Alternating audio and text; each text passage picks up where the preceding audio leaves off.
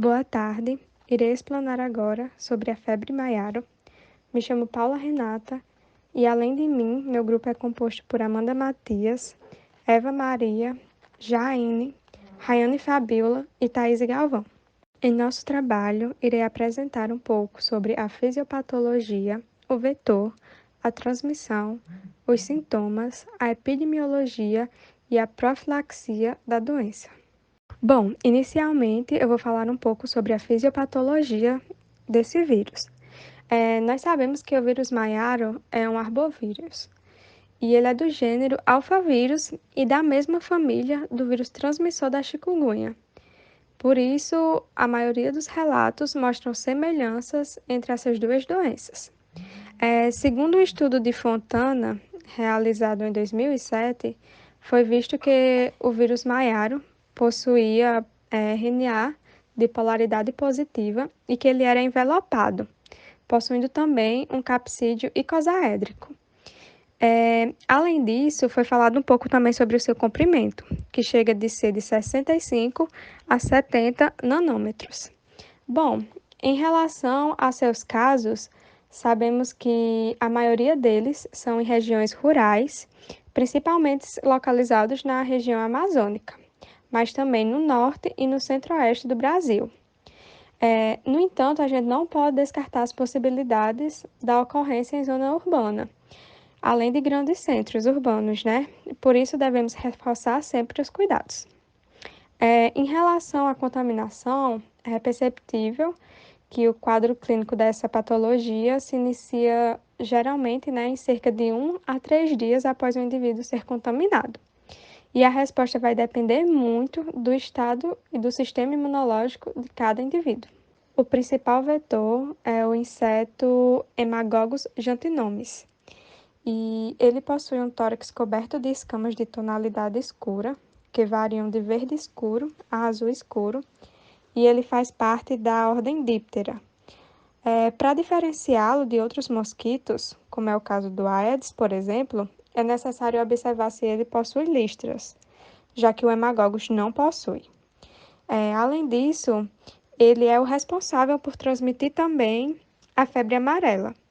Em relação ao seu ciclo biológico, sabemos que ele vive em áreas bastante arborizadas e que os machos se alimentam de seiva, enquanto que as fêmeas são hematófagas e se alimentam de sangue, que pode ser tanto de humanos como também de alguns primatas. Ao estarem alimentadas, elas colocam os ovos contaminados nas árvores, que com a ajuda da água da chuva vão eclodir, gerando assim novos insetos que serão vetores também. Em relação à transmissão, é visto que existem vários vetores que podem transmitir essa enfermidade, inclusive um deles é o Aedes aegypti. Além disso, pode também ser a muriçoca comum, continuando sendo o principal vetor, o Hemagogus. Aqui nós podemos perceber uma imagem feita pela Fiocruz, que detalha um pouco sobre o ciclo da doença. Inicialmente, aqui nesse ciclo 1, é visto a fase silvestre, que está nos primatas. Sendo assim, o mosquito que vive na área da mata, né, vai picar, né, o primata, que posteriormente vai trazer a doença para áreas mais habitadas, mesmo que sejam áreas rurais, contribuindo para que chegue aos humanos e também aos equinos.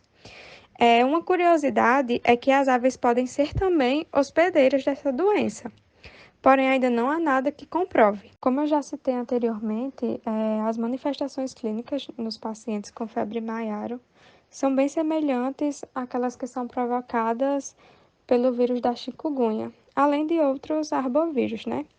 O quadro inicia-se, né, quando o paciente passa a ter uma síndrome febril, que pode ser acompanhada também de cefaleia, que é a dor de cabeça, e mialgia, que é a dor muscular, além do aparecimento de manchas avermelhadas na pele. Isso faz com que dificulte um diagnóstico, né, já que outras doenças também possuem os mesmos sintomas. Pode também causar altralgia, que são dores nas articulações, que também podem ser acompanhadas de edemas, que é os inchaços, né? E esse é um dos principais sintomas de quem possui a febre Maiaro. Ocasionalmente também pode ocorrer incapacidade ou limitância, a pessoa vai ficar mais deitada, incapacitada mesmo. Isso pode persistir até em alguns meses em casos mais graves. Também já foi perceptível que ocorreu cefalite, que é uma inflamação no cérebro, mas a maioria das vezes é um quadro tranquilo e os sintomas desaparecem em até uma semana. Agora irei explanar um pouco sobre a epidemiologia e para isso nós consultamos o Ministério da Saúde para ter noção um pouco sobre alguns surtos que já teriam acontecido no Brasil. Sabe-se que o primeiro relato ocorreu em Trindade, no ano de 1954, e foi presente em trabalhadores rurais.